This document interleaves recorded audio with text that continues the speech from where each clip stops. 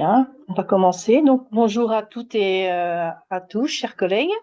Donc, je suis Anne Nguyen, infirmière libérale dans le Doubs, et je suis membre élue du RPS, votre Union régionale des infirmiers et infirmières. Et donc, ce cinquième volet de webinaire auquel vous assistez aujourd'hui est une action que nous menons avec l'ONCO BFC pour vous apporter des nouvelles connaissances. Donc, l'ONCO-BFC, qui est le dispositif spécifique régional du cancer, que je remercie et qui est représenté par Madame Céline Ciodo. Et donc, ce cinquième webinaire est consacré aux adolescents et jeunes adultes atteints de cancer. Et la présentation sera faite donc par Madame Marion Jacquenet, qui est infirmière de coordination au CHU de Dijon et qui est membre du réseau AJA BFC. Donc, je vous remercie au nom de l'Union et donc au BFC d'avoir accepté d'assurer cette présentation, Madame Jacquenet, et je vous souhaite un bon webinaire à tous. Très bien. Je vous Donc, laisse la parole, Madame Jacquenet. très bien, merci. Donc, moi, je suis Marion Jacquenet, donc je suis infirmière de coordination donc, au sein du réseau adolescents jeunes adultes. J'ai été détachée effectivement du CHU pour travailler donc à Onco BFC. Donc, je vais vous présenter donc le réseau AJA. Donc, AJA, c'est donc adolescents jeunes adultes atteints de cancer de 15 à 24 ans.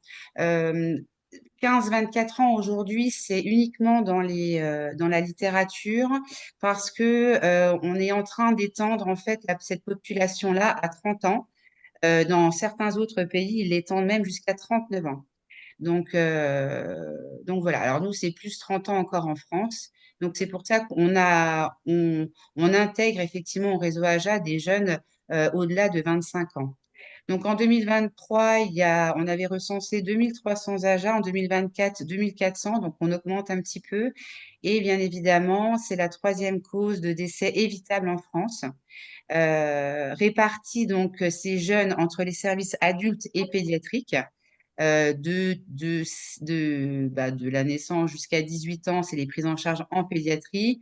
Et à partir de 18 ans, c'est les services adultes.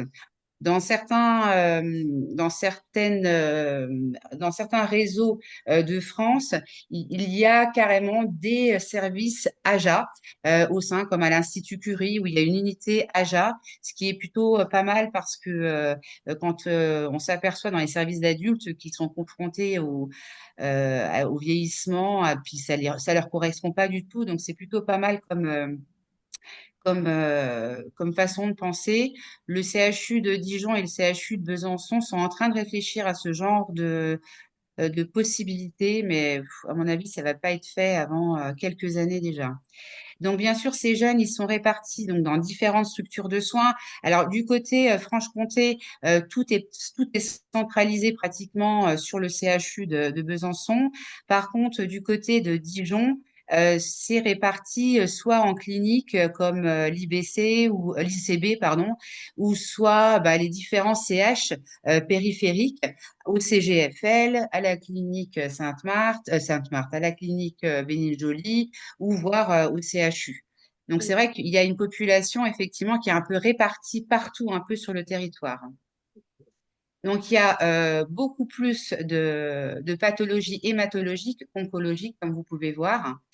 Et notre file active de patients au réseau AJA au 1er mars 2025 était de 196 patients. Et je vous expliquerai, donc on fait des RCP, soins oncologiques de support AJA en Bourgogne-Franche-Comté et on en fait une par mois, sauf au mois d'août.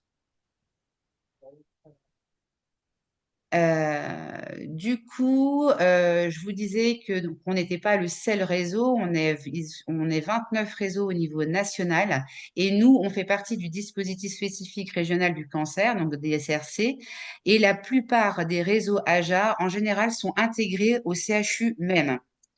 Donc, c'est des stratégies qui sont faites au niveau régional. Donc, on est une équipe mobile, pluridisciplinaire. Mobile, pourquoi? Parce qu'on peut se déplacer partout en Bourgogne-Franche-Comté. C'est-à-dire que si on a un jeune qui est, par exemple, soigné pour un cancer du testis à Auxerre, par exemple, on peut aller le rencontrer chez lui à domicile. Donc, on est deux infirmières de coordination, une infirmière sur chaque site, donc une à Besançon, une à Dijon. Donc, moi, je suis sur Dijon, une psychologue en Bourgogne, une psychologue en Franche-Comté et une enseignante en activité physique adaptée qui, pour le moment, ne sera pas disponible, en tout cas pendant 6 mois. Donc, la première mission du réseau AJA, c'est déjà le recensement des jeunes. Ça, c'est une demande ARS. On est censé savoir combien de jeunes est atteint de cancer sur le territoire de Bourgogne-Franche-Comté. Après, notre deuxième, c'est effectivement de prendre contact avec eux et d'évaluer leurs besoins et les attentes et de voir aussi analyser ce qui a été fait ou pas fait, parce qu'on n'est pas là pour faire doublon non plus dans les prises en charge. Et du coup, nous, après, donc une fois qu'on a évalué les besoins et les attentes, on les oriente effectivement sur des soins oncologiques de support si ce n'est pas déjà fait. Nous, on accompagne le jeune, mais aussi son entourage, que ce soit le petit copain, la petite copine, mais aussi les parents et la fratrie, pendant et après traitement. On est allé même faire une fois une visio avec une tante qui était en Corse, qui n'allait pas très bien psychologiquement. Donc, on n'est pas fermé, en tout cas, à l'entourage du jeune. Et puis, on est aussi un soutien et un appui aux équipes professionnelles. Dans certains cas, effectivement, et surtout dans les services d'adultes, ils se retrouvent confrontés à des jeunes qui reviennent en enfance, qui se replient sur eux, qui redeviennent des bébés, comme on dit, et avec des positions fétales, et les équipes ne comprennent pas du tout. Donc, on est intervenu plusieurs fois pour dire, bah voilà, en fait, c'est normal, il y a effectivement, on revient un petit peu à l'enfance quand on a une perdition de repères.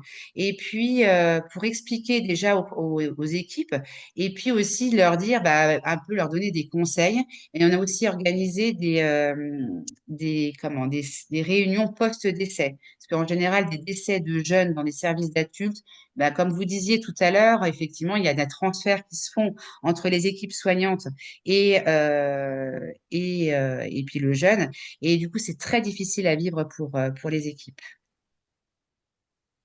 Donc, bien évidemment, on a des outils de communication, on a une petite carte qui nous permettent ben, de joindre, enfin, pour que les gens ont nos coordonnées.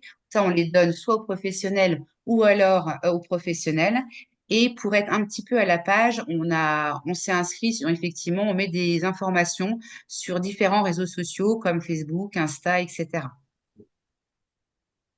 Donc, le processus d'action du réseau AJA, en fait, tout part en fait de cette fameuse RCP SOS AJA. Donc, en fait, les médecins, hématologues ou oncologues inscrivent des patients donc sur le DCC et pour nous présenter des nouveaux cas. Donc, à partir de là, nous, on prend, enfin, en tout cas, les infirmières de coordination prenons contact avec le patient ou l'aidant et donc, on fait un espèce d'entretien, un entretien, en tout cas toujours en présentiel. On essaye un maximum parce que c'est quand même beaucoup mieux pour le jeune. Donc, ça peut être soit à domicile. Ah, excusez-moi, c'est le réseau AJA. Soit, soit à domicile ou soit au milieu hospitalier. Ça peut être dans une chambre en soins intensifs, en hospice de jour.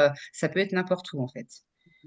Après, du coup, on discute de ce jeune avec toute l'équipe et pour voir comment on peut l'orienter, en tout cas, quelle est la meilleure orientation possible pour lui et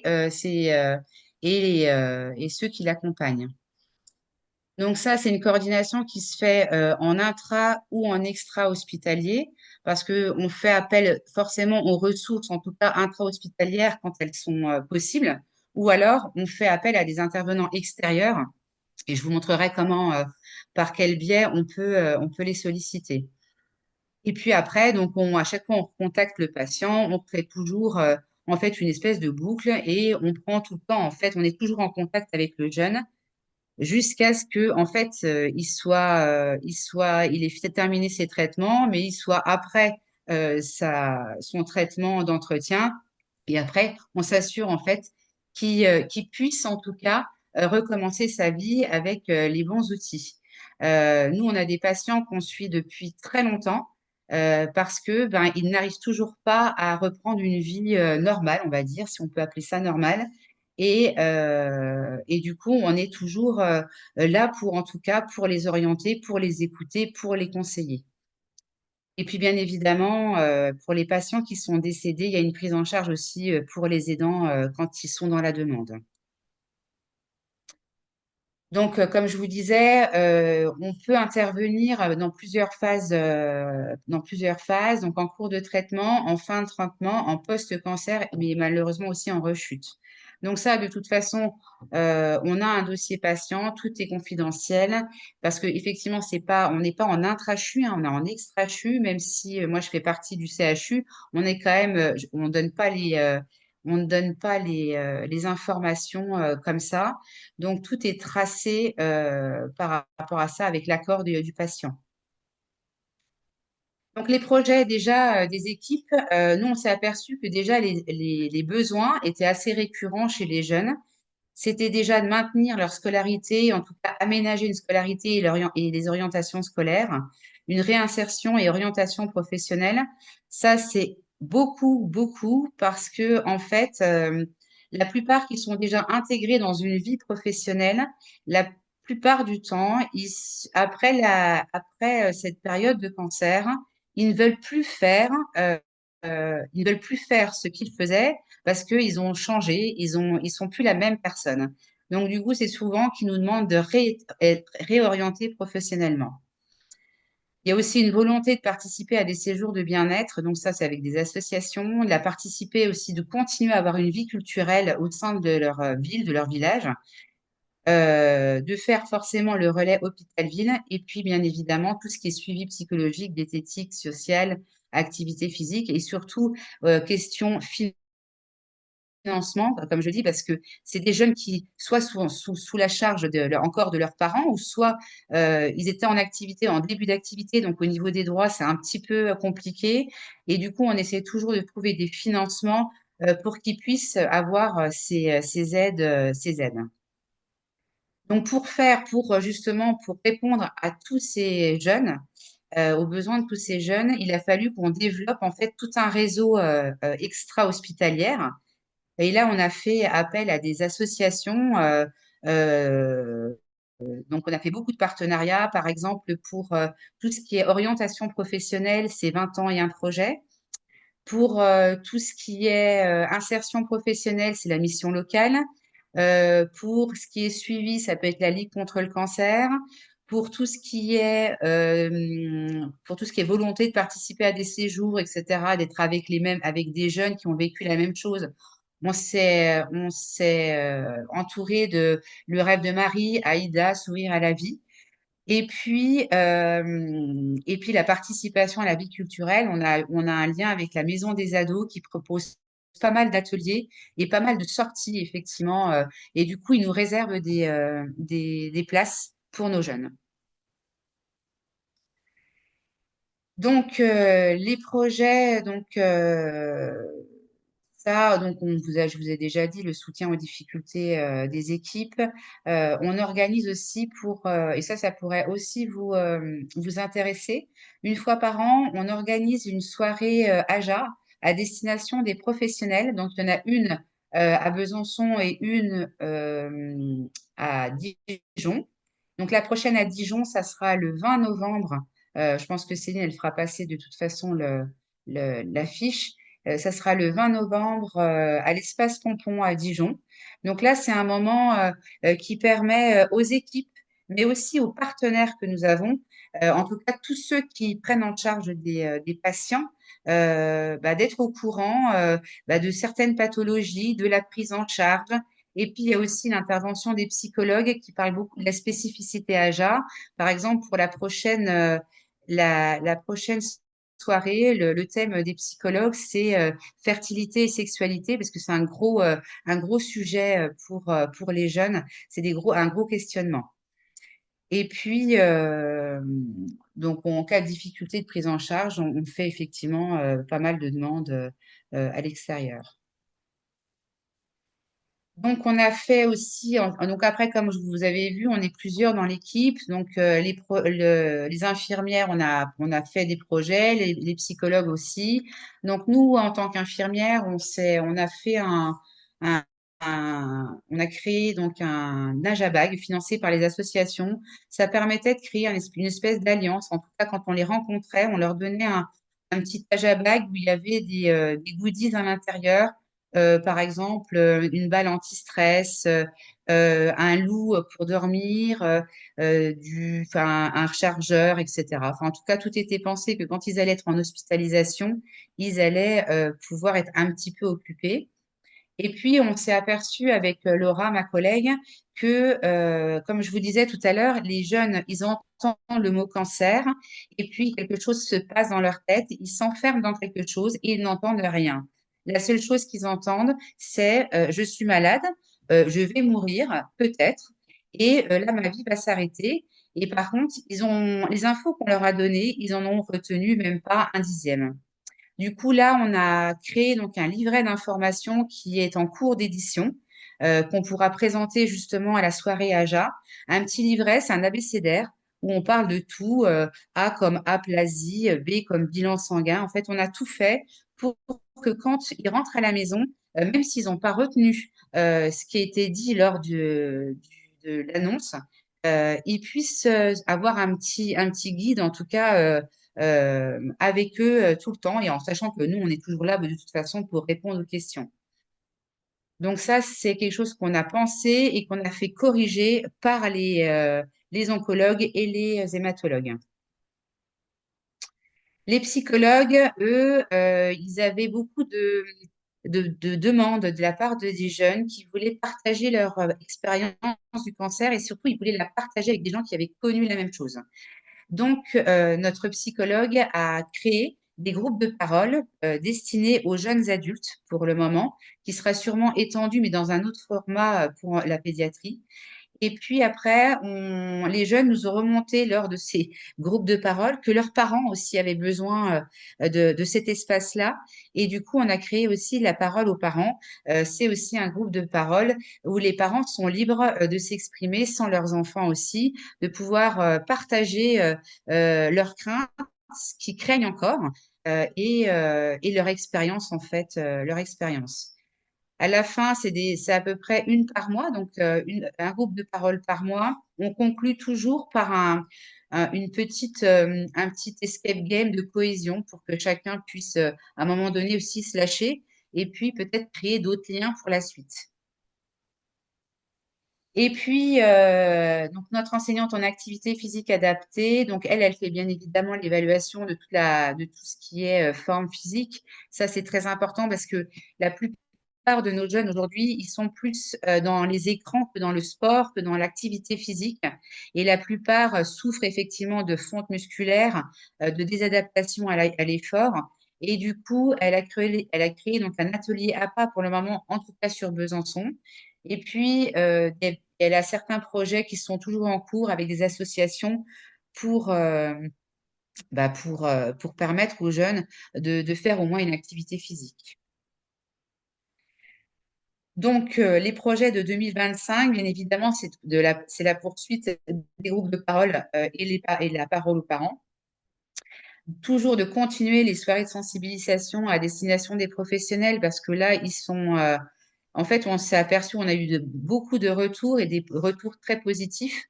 Et donc, on compte maintenir ça parce qu'après, ça permet aussi entre professionnels de parler de la même problématique sur un temps, un espace qui est vraiment dédié aux AJA. Et puis là, bah, du coup, le partenariat avec l'Association nationale AIDA, ça a été fait. Et là, c'est toujours en cours pour le dispositif AJAPAS pour permettre un financement, parce que il y a peu de financement pour tout ce qui est activité physique. Et on voudrait quand même qu'ils aient accès facilement à des centres ou en tout cas à des coachs ou à des choses comme ça, quoi. Et bien évidemment, on voudrait poursuivre le lien ville-hôpital. On avait déjà fait une rencontre avec les CPTS, mais il faut qu'on poursuive pour voir ce qu'on peut développer encore. Donc là, ça c'est bon. Du coup, je vais vous présenter un cas concret pour que ça soit effectivement un peu plus facile de se représenter, de présenter en tout cas nos missions. Je ne sais pas si c'est bon pour vous. Vous avez des questions déjà par rapport à l'organisation? Ah, Vous pouvez peut-être définir les sigles DCC et RCP? alors, le DCC, alors après, c'est pas moi, ça, les RCP, c'est une réunion pluridisciplinaire de concertation. C'est en fait une réunion, parce qu'aujourd'hui, au niveau national, un médecin ne peut pas décider, en tout cas, le traitement d'un jeune, enfin, en tout cas, d'un cancer. Et il y a des RCP dans tous les cancers. Et c'est une réunion pour effectivement dire, ben voilà, ce jeune, il a ça, et est-ce qu'on propose ce protocole-là lambda ou un autre protocole, etc. Et c'est quelque chose qui est discuté en RCP. Comme la RCP SOSAJA, en fait, nous, c'est une RCP uniquement soins oncologiques de support. Donc là, il n'y a pas du tout une question de traitement médical, mais c'est simplement pour dire, ben voilà, le jeune, il a déjà rencontré, par exemple, l'enseignante en activité physique, il a déjà rencontré la psychologue, mais ça serait bien que les parents puissent rencontrer une autre psychologue, etc. Et le DCC, c'est, aide-moi Céline, c'est le dossier partagé, le dossier commun partagé, si je me trompe pas. J'entends plus personne. Oui, Est-ce je que pense c'est que DCC, c'est dossier de coordination en Oui, cancérologie. c'est ça. Oui, c'est ça. Ça, c'est mes collègues de d'ISRC qui gèrent ce Donc, c'est un genre. outil informatique effectivement spécialisé. Donc, effectivement, du côté ville et libéral, c'est pas quelque chose qu'on connaît. Non, pas du tout. C'est en plus, la plupart du temps, de toute façon, ce sont que des médecins qui se connectent. Il y a vraiment cette RCP SOSAJA où là, par contre, c'est ouvert à tous. Si par exemple, vous preniez en charge un patient, vous pourriez le présenter, à nous demander, on vous intègre et vous pourriez le présenter à cette RCP. Là, c'est ouvert à tous les paramédicaux, hein. Donc, du coup, je vais vous parler du coup d'une jeune qu'on a rencontrée qui avait 27 ans, qui était diagnostiquée d'un lymphome non-Hodgkinien en septembre 2022. Donc, cette jeune, en fait, elle habitait en colocation à Paris. Elle avait un petit ami avec un projet effectivement de vivre ensemble. Ses parents habitent sur Dijon. Un frère un peu plus jeune qu'elle qui vit à Lyon et qui continuait ses études. Elle avait une vie sociale assez importante, avec beaucoup de sorties entre amis, une vie culturelle à Paris qui était plutôt abondante.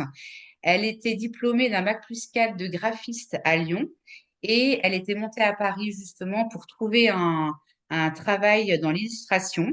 Et en attendant, elle faisait un petit job qui était hôtesse d'accueil à Veolia à Paris. Elle faisait un tout petit peu d'activité physique dans une salle de sport. Et puis, elle, ce qu'elle adorait, c'était de voyager. Donc, elle a fait déjà effectivement le Cambodge, la Thaïlande, le Laos et le Vietnam. Donc, on a rencontré cette jeune et donc elle nous a raconté son histoire parce qu'on l'a rencontrée bien après, en fait, bien après son traitement. Et vous allez vite comprendre pourquoi. Donc, en fait, cette jeune, elle a été prise en charge et la première chose qu'on prend en charge quand il y a un diagnostic de cancer, c'est on fait la préservation de la fertilité. Alors, effectivement, pour un homme, alors même si ça reste traumatique, c'est beaucoup plus simple parce qu'il ne nécessite pas, en tout cas, d'intervention chirurgicale. Mais pour une femme, de toute façon, c'est forcément obligatoire. Donc, elle a subi une intervention chirurgicale pour le prélèvement d'ovocytes. Et en fait, lors de cette intervention chirurgicale, elle avait une masse médiastinale voilà, au niveau médiastin. Et en fait, à cause de ça, elle a fait plusieurs arrêts cardiaques. Et ils ont été obligés de la mettre dans un coma pendant plus de 4 semaines. Donc, cette jeune, en fait, elle a commencé sa chimiothérapie pendant son coma. Et, euh, et du coup, quand cette jeune, elle s'est réveillée chauve. Donc, ça a été un premier traumatisme. Et puis après, elle s'est rendue compte qu'elle ne pouvait plus parler. Et puis, qu'elle avait mal partout, qu'elle avait perdu, je crois qu'elle avait perdu entre 15 et 20 kilos, qu'elle pouvait pas du tout bouger. Et puis, avec des troubles de la déglutition, parce que même quand ils sont arrivés, ils n'ont pas pu lui donner à manger parce qu'elle ne pouvait, elle n'arrivait plus à déglutir. Et elle avait un escarre du sacrum euh, déjà bien avancé, en tout cas. Donc, cette période de coma a été assez traumatisante. En tout cas, le post-coma a été traumatisant pour cette jeune. Et surtout, ce qui a été derrière, en fait, ça a été très compliqué pour elle. Donc, nous, finalement, on l'a rencontrée en septembre 2023. Et puis, on savait déjà qu'elle était prise en charge par la psychologue du service d'hématologie et puis son père aussi d'ailleurs, qu'elle est très prise en charge avec une kinésithérapeute au CCR au CHU de Dijon pour effectivement tout ce qui était réadaptation à l'effort et puis la fonte musculaire. Et puis bien évidemment l'orthophoniste et l'ORL pour les problèmes de déglutition, l'aphonie, etc. Donc moi, quand je l'ai rencontrée, effectivement, elle parlait, mais extrêmement tout doucement, et elle commençait à pouvoir reboire avec une paille. Parce que jusque-là, elle était avec de l'eau gélifiée. Donc quand on a quand même pu discuter, et ça a été un entretien très long parce qu'elle était extrêmement fatiguée. Elle m'a remonté plusieurs problèmes qui effectivement n'étaient pas pris en charge, en tout cas. Donc, comme je vous disais, elle a eu des escarres au niveau du sacrum et des escarres aussi au niveau de la hanche. Et elle avait des grosses marques, des grosses cicatrices. Donc, nous, on travaille avec des laboratoires et on est fourni quand même pas mal avec des échantillons. Donc, la première des choses, c'est que j'ai été vite lui chercher des échantillons dépigmentantes qu'elle a utilisées et qui apparemment ont fait quand même plutôt bon effet.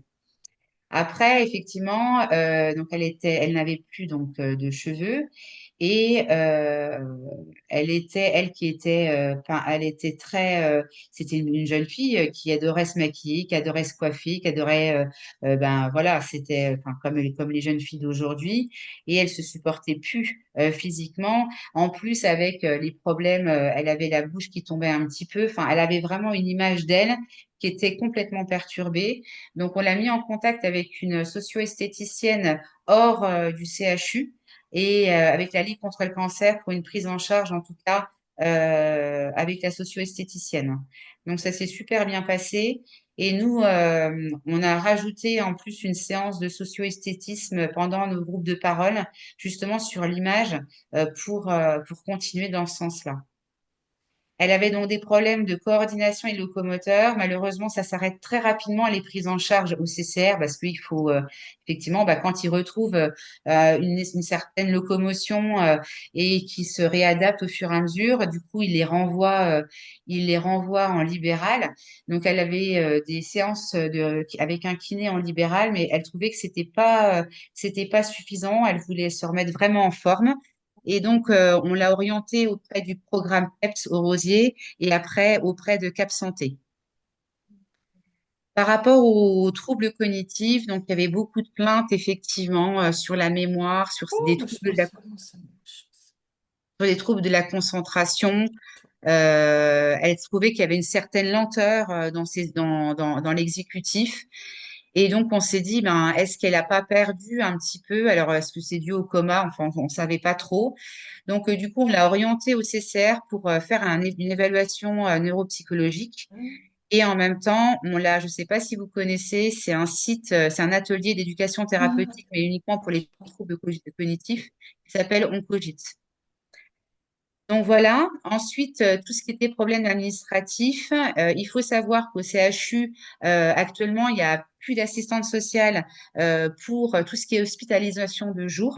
Et comme après sa période de coma, tout ce qui était chimiothérapie s'était pris en hospice de jour, elle n'a pas eu en fait la prise en charge sociale qu'elle aurait dû avoir. Et du coup, elle Mhm. avait plein de problèmes entre le dossier MDPH, son travail, etc. Et donc, on a pris contact avec une assistante sociale de son secteur, avec qui d'ailleurs elle est toujours en lien. Du coup, D'accord. elle avait un souhait aussi de rencontrer des jeunes comme elle. Donc, c'est pour ça qu'on l'a inclus au premier groupe de parole jeunes adultes, où elle a assisté à 6 séances. Et donc là, comme je vous disais, on avait fait appel 2 fois à la socio-esthéticienne. Une première fois, c'était une demande de leur part par rapport aux mains. Elles voulaient prendre soin de leurs mains. C'était surtout des filles, donc on a pu faire ça. Et puis la deuxième, c'était avec la colorimétrie. En fait, elle est venue, on a fait un atelier pour voir quelle couleur allait avec le teint, les yeux, le début de pousse de cheveux, etc., etc. Donc ça lui a fait énormément de bien et surtout de pouvoir parler en fait du cancer, des traumatismes qu'ils ont vécus pendant les traitements. Et du coup, elle nous a beaucoup remonté aussi que elle était très inquiète pour son père parce que malgré son suivi auprès de la psychologue du service, il était toujours très inquiet, il pleurait encore beaucoup et toujours en arrêt maladie, parce qu'il n'arrivait pas à reprendre le travail. Et c'est là où en fait on s'est dit, il faut absolument faire quelque chose pour les parents. Donc on l'a inclus au groupe de parents et effectivement on a bien senti cette fragilité, mais aussi la fragilité de tous les autres parents et ce sentiment d'impuissance commun en tout cas qu'ils ont tous pour en tout cas supporter, accompagner ces jeunes. Parce qu'en fait, ce qu'il faut savoir, c'est qu'ils ont effectivement leurs problématiques avec leur enfant malade, mais en général, ils ont aussi des problématiques qui sont liées à leurs propres parents, aux autres enfants. Et en fait, il faut gérer tout ça. Donc, il y a une espèce de surmenage, une espèce de burn-out. Où là, ils se sentent complètement happés par tout ça et ils n'arrivent plus à remonter la pente. Et puis, elle avait aussi besoin de peut-être de faire un peu la fête, de rencontrer des choses, enfin, des gens, de faire des ateliers, de faire du loisir avec des autres. Et donc, elle a participé à un séjour avec le rêve de Marie. Eux, ils proposent en fait des séjours dans des grandes maisons avec piscine dans la Drôme. Et là, il y a des body paint qui viennent, il y a des sophrologues, il y a du yoga. Et en fait, c'est une semaine où en fait ils sont coucounés, choyés, aimés. Enfin, ils ont un super partage avec les autres. Et ça leur permet effectivement de reprendre un petit peu confiance en eux, en général, en sortie de ces séjours. Donc voilà, donc c'était vraiment pour vous dire que notre rôle, en fait, c'est des soins vraiment oncologiques de support. Donc ça touche vraiment la personne, son entourage, mais aussi du coup euh, tout ce qui peut tout ce qui peut, tout ce dont la personne a besoin, en fait, hein.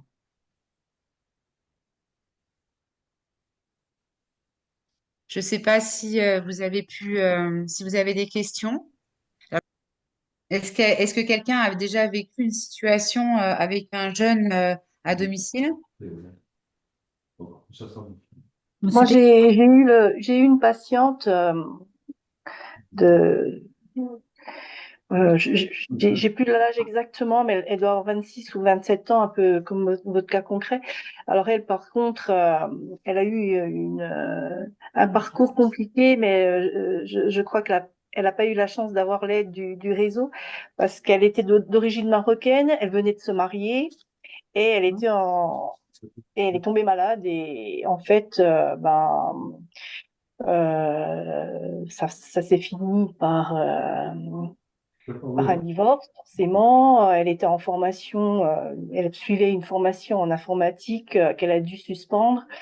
pour suivre son traitement. Et donc là, je l'ai perdue de vue pendant un petit moment parce qu'elle était dans le processus de traitement et elle est revenue il y a pas longtemps donc pour des injections parce elle était en guérison mais elle avait encore des problèmes d'alopécie donc elle avait une prescription d'injections pour la repousse des cheveux et puis, elle allait mieux au niveau maladie, mais c'est vrai qu'on sent quand même au niveau de l'état psychologique une fragilité. Et puis, euh, c'est des gens qui sont un peu cassés, on va dire, qui changent psychologiquement, puis qui sont un petit peu cassés, parce que finalement, cette jeune fille, elle venait se marier, elle avait un avenir qui était en train de se construire, et puis, avec la maladie, elle a tout perdu. En plus, toute sa famille était au Maroc. Elle s'est retrouvée toute seule, divorcée et donc en précarité un petit peu aussi. Donc, elle était hébergée chez son ex-mari et elle cherchait du travail, elle n'y arrivait pas. C'était assez compliqué, c'est vrai. Mm. Donc, C'était il y a combien de temps? j'ai soigné il y a pas longtemps. C'est vrai que je l'ai pas revu, mais c'est dommage parce que je connaissais pas le réseau, mais c'est vrai que si je la recroise un jour, Est-ce que c'est une patiente peut-être de que Besançon? C'est une patiente de Franche-Comté elle aussi? était, oui, elle est sur Besançon. Elle a été soignée sur Besançon, oui. Ouais. Prévenant Besançon. Oui. On est dans le Doubs, hein, donc dans le 25. Ouais. Et donc, ouais. Donc là, elle est en rémission, mais donc là, elle a fini ses études en informatique. Elle cherchait du boulot, elle galère pour trouver du boulot. Enfin, elle a dû repartir un petit peu au Maroc parce qu'elle arrive financièrement, c'était compliqué pour elle en France. Et bon voilà, c'est plus dans le parcours de vie. Je trouve que c'est compliqué parce qu'il faut avoir la force de repartir, de se reconstruire. Et puis, donc, c'est une femme, donc je sais pas si c'est encore plus difficile en tant que Je sais pas. femme aussi. Je Et sais pas. ouais, ouais, En tout cas, il y a une chose est sûre, c'est que il y a pas de moment, hein, comme je vous expliquais, pour intégrer quelqu'un au réseau. Donc, si vous avez mm, l'occasion de lui donner les coordonnées du réseau, au ouais, contraire, si elle a encore des difficultés, si elle présente des difficultés, c'est ce que je vous disais, après traitement, on les inclut aussi, on peut les aider. On a ouais. quand même pas C'est mal de bon à ressources savoir. Ouais. et de partenaires pour pouvoir aider ces jeunes, justement parce que de toute façon, quoi qu'il arrive, très peu arrivent à s'en sortir seuls. C'est vrai. Mm, Parce que c'est trop compliqué, tout a été mis à mal, que ça soit le côté psychologique, mais aussi image, enfin d'eux, c'est-à-dire qu'ils ont perdu confiance en eux, ils ont été mis de côté, les copains ont continué de vivre, ils ont continué de faire leur vie et eux, ils ont été arrêtés dans ce processus-là qui est normalement le moment où justement il y a l'épanouissement, mais l'épanouissement de la personne au niveau de tout en fait. mm, Et ça, cet arrêt sur image, il est très compliqué et ils ont souvent de toute façon besoin d'un petit coup de pouce. Alors je dis pas que c'est à l'unanimité, hein. Il y a des jeunes qui ont déjà des ressources déjà dès le mm. départ. Mais il y en a qui sont dès le départ fragiles. Et cette fragilité-là, de toute façon, ça fait forcément, ça cause encore plus de dégâts après par la suite. Mais c'est vrai que je m'étais retrouvée un petit peu en difficulté parce que j'avais envie de l'aider, et puis je savais pas trop comment. Mais j'avais Après, pas connaissance des moyens et des possibilités du réseau. Donc c'est vrai que maintenant que j'ai l'info, euh, mais sur le moment, c'est vrai qu'on se sent un petit peu démuni quand on démunis, a des bien sûr. patients comme ça. Bon, on n'est pas psychologue, on Oui, essaye voilà, d'avoir de discuter, de les aider un petit peu avec la parole, tout ça. Mais c'est vrai que pour aller plus loin, on se sent un petit peu démuni, quoi. bien sûr. Mais du coup, en général, ce qui est le mieux de faire, c'est de parler déjà aux jeunes du réseau AJA, parce qu'autrement, c'est trop intrusif. Ils ont déjà pas mal d'informations, c'est ce que je disais Ouais. tout à l'heure. Ils ont pas mal de choses. Il faut toujours un peu présenter le réseau et de dire, bah voilà, moi, je vais contacter. le réseau pour qu'ils puissent prendre contact avec toi et puis on verra après comment on fait. Donc après, il faut nous contacter, hein, vous les infirmiers, il faut le faire. Et puis nous dire, bah voilà, nous on a juste besoin de savoir s'ils sont en traitement, pas en traitement, où ils sont suivis, quel est le Mm. médecin, on se met en contact avec le médecin aussi. Et puis après, nous on les contacte avec leur accord, parce que on s'impose pas non plus. Alors la plupart sont d'accord, hein, mais en tout cas, on a besoin d'avoir leur accord pour rentrer quand même en contact avec eux. C'est important. D'accord. Merci. Fatima, vous alliez aussi relater une expérience, je crois. Mettre le micro. Oui, c'est bon. Oui, mais c'était beaucoup plus jeune. Moi, j'avais eu une petite de 3 ans. On avait été en grande difficulté. Bon, c'était il y a 4 ans, hein. Mais c'est vrai que c'était une petite de 3 ans qui était suivie sur Besançon pour un cancer du rein. Mm. Et là, on avait été en très, très grande difficulté parce qu'en plus, il y avait des violences conjugales au domicile. Ah ouais, ouais, Donc, la ouais. petite, entre le cancer, je veux dire, la maladie qui était vraiment quand même très, très importante et qu'elle pouvait peut-être pas non plus comprendre à son âge, la violence, les violences conjugales au sein de la famille. Donc, nous, on avait une enfant très, très perturbée. On s'était mis en contact d'ailleurs avec la pédiatrie à l'époque. Mais c'est vrai qu'on n'avait pas eu de retour et on s'était retrouvé quand même dans des difficultés dans la prise Ah en ouais. charge. Et on n'avait pas eu le retour attendu parce que quand on leur a expliqué qu'il y avait quand même des violences familiales qui étaient quand même des violences conjugales qui étaient quand même assez importantes, que la petite finalement finissait par taper sa maman, enfin voilà, ou alors euh, se faire mal elle-même en se tapant la tête contre le sol, enfin c'était assez compliqué. Et on n'avait pas eu le retour suffisant par rapport à Ah cette ouais. prise en charge qui était vraiment voilà, douloureuse pour la petite, douloureuse pour la maman. J'ai revu la maman il n'y a pas longtemps justement en faisant mes courses et je l'ai trouvée toujours en très grande difficulté, mais ne pouvant rien lui apporter, parce que bon, sa petite est en... Et pour l'instant, c'était il y a 4 ans, son cancer, donc elle est en rémission. Mais c'est vrai qu'on se retrouve quand même démuni quand on est face à ces situations, d'autant plus quand c'est un très jeune. Ouais. Alors après, en pédiatrie, enfin moi, avant d'être au réseau adolescents, jeunes adultes, j'ai travaillé toute ma carrière en pédiatrie. La pédiatrie, ils sont quand même plutôt bien armés, hein, par rapport à pas mal de choses. Et ça, ils auraient pu au moins faire appel à l'assistante sociale, Alors, même si ils nous elle- ont dit hein, qu'ils étaient informés de la situation, ah, qu'il y avait des ah, choses qui étaient mises en place au sein de l'hôpital, mais c'était au sein de l'hôpital, si vous voulez. La maman pouvait aller là-bas comment dire, discuter, oui. entre guillemets, vulgairement parler, vider son sac. Mais nous, ce qu'on vivait à domicile, on n'avait pas de ressources derrière tout ça. On n'avait Oui, pas mais d'aide. ils auraient pu faire une information préoccupante, ils auraient pu faire quelque chose, hein. Voilà. Bah, je pense que ça a été fait, mais j'ai l'impression de ce Après, que m'a dit la maman que ça s'est arrêté au sein de l'hôpital, quoi.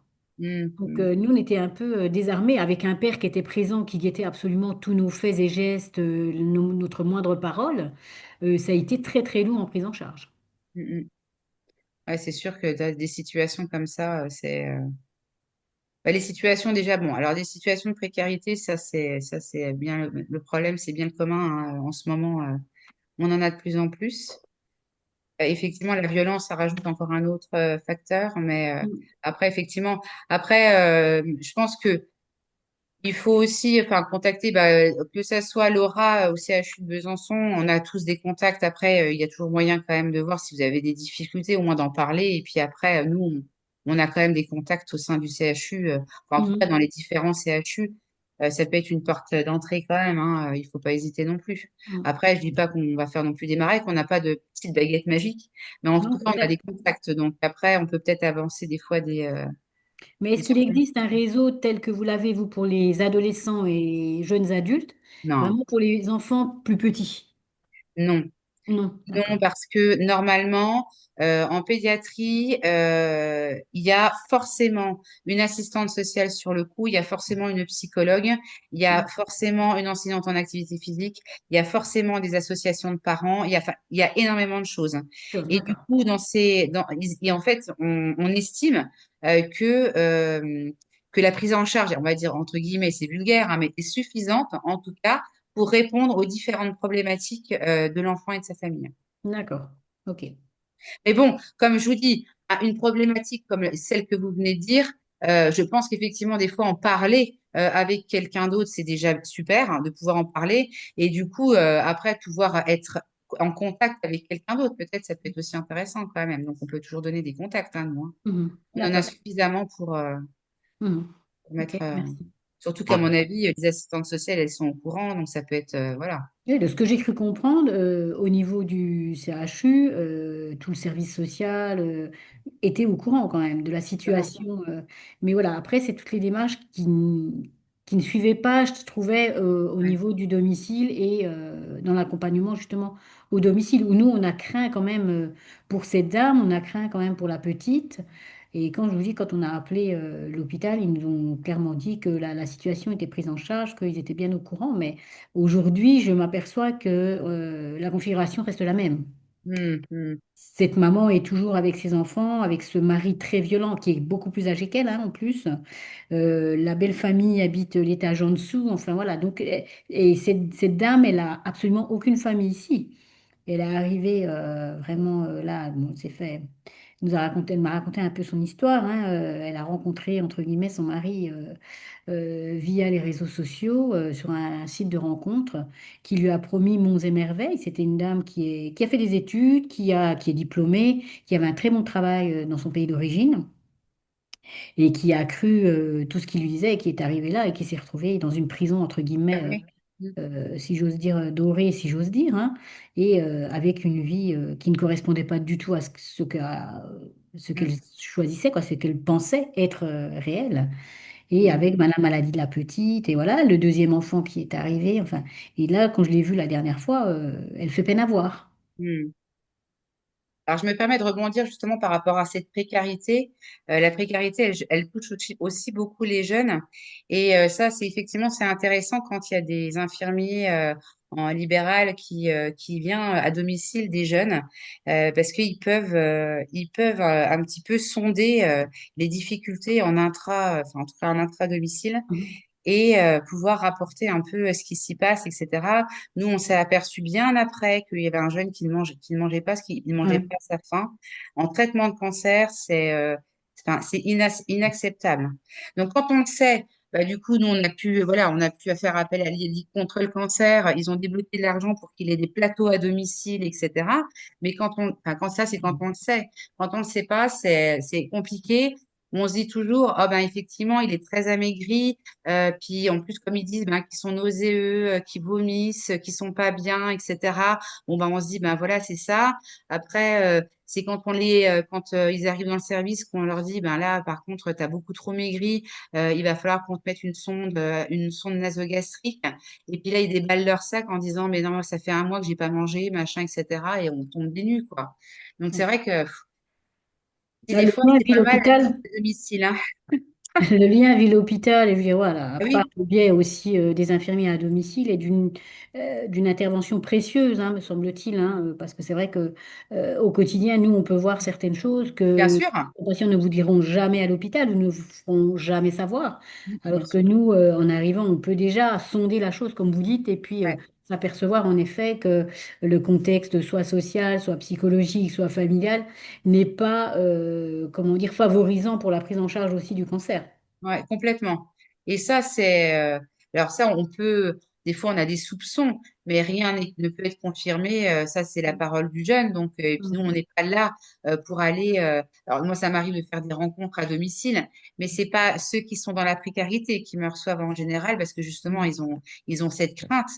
Qu'on puisse s'apercevoir de cette précarité et c'est souvent qu'on les voit en milieu hospitalier, donc on peut se dire ou on sent quelque chose, mais finalement, on peut pas s'apercevoir forcément. Donc ça, Mhm. c'est vraiment important, ce lien hôpital-vie, d'autant plus que l'hôpital aujourd'hui, il développe hein, de plus en plus les traitements à domicile. Donc c'est fait par les infirmiers libéraux et du coup, ça, c'est une porte d'entrée à effectivement l'observation des patients et à faire effectivement une première évaluation s'il faut mettre des choses en place en plus de ce qu'on a déjà perçu. On n'est pas surhumain, hein, on peut pas tout évaluer comme Non, ça c'est sûr. au Mhm. premier regard. Et c'est vrai que des fois, de prendre les choses à temps, c'est bien. Mm. En exercice libéral, on a l'habitude en tout cas, on diffuse l'information de faire appel au dispositif d'appui à la coordination de son Ouais, département en ouais. cas de complexité, quelle qu'elle soit, sur une prise en charge et pour un patient. Du coup, dans ces cas-là, le lien est fait avec vous aussi. Du coup, le DAC du département se met en lien avec vous et Normalement, oui, le DAC, fait partie, voilà, ils savent, nous, on a fait une grosse réunion.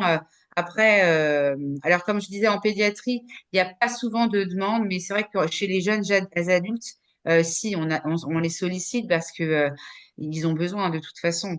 Alors, ceux qui habitent encore chez leurs parents ou qui sont retournés pendant le traitement chez leurs parents, si c'est pas une famille voilà, en situation de précarité, tout va bien. Par contre, les jeunes qui restent à domicile seuls ou des fois on est très inquiet, oui, on est obligé de mettre en place des choses, hein. Ok. Donc, de toute façon, vous voyez, c'est un cercle, hein. voilà. Normalement, on est tous censés travailler ensemble et c'est surtout, effectivement, nous, notre rôle, finalement, c'est la coordination, de s'assurer que tout s'imbrique bien et que, en fait, le jeune, il peut vivre son cancer, son expérience de cancer, mais sans avoir des problématiques de fou, comme je ne sais pas quand manger, comment, quoi, en sachant que c'est hyper important parce qu'il a des problèmes financiers, il peut pas payer, il a un risque d'expulsion, il n'a pas de papier. Enfin, c'est pas possible. On peut pas vivre un cancer et avoir des problématiques pareilles, quoi, hein. Mm. Ça, c'est inconcevable. Oui, donc si on n'appelle pas l'AJA directement, ça peut passer par le DAC aussi. Ouais, Voilà, parce que c'est une façon aussi ouais, de faire du lien. bien. Mm. Le Parfait. principal, en fait, c'est ça, c'est le lien, hein. On est toujours, en fait, c'est pour ça que les services nous appellent, font appel à nous, comme ça, nous, ça nous permet, eux, ils peuvent pas, hein, dans les services, en intra-CHU, de faire de relais hôpital-ville, c'est trop compliqué. Et c'est pour ça qu'aujourd'hui, il y a beaucoup de postes de coordination qui se créent. Moi, mon deuxième poste, c'est au centre spécialisé d'obésité, c'est un poste de coordination, parce qu'on s'aperçoit qu'on peut pas, de toute façon, en tant qu'infirmier, en tant qu'infirmière, etc., on peut pas faire de lien, on n'a pas le temps, quoi, dans les services. Donc, c'est pour ça qu'il y a la coordination qui existe et c'est bien. C'est bien.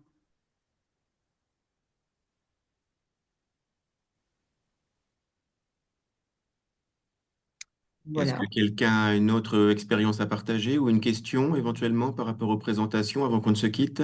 Mm. Bon, en tout cas, il y a les numéros de téléphone sur. On peut les retrouver sur le site Onco BFC, je suppose. Ouais, Oui, bien sûr, on les ouais. Hein. refait et puis c'est avec plaisir. Alors, vous êtes tous pratiquement de Besançon. Il y aura une prochaine soirée AJA à Besançon. Ça sera, bah là, elle a été faite au mois de mars. Ça sera pas avant avril-mai l'année prochaine, mais on vous tiendra au courant de toute façon.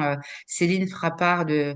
de cette invitation parce que c'est intéressant pour les libéraux, hein, ce genre de parce que ça permet aussi de rencontrer les médecins. Mais ça aussi, ça permet de rencontrer tous les acteurs qui gravitent autour des jeunes. Donc, c'est plutôt pas mal, hein. Et donc c'est libre Ouais. d'accès pour toutes les infirmiers et infirmières libérales du coup. Bien sûr, hein, bien Ouais. Oui, sûr. c'est gratuit sur inscription. Hmm. Voilà.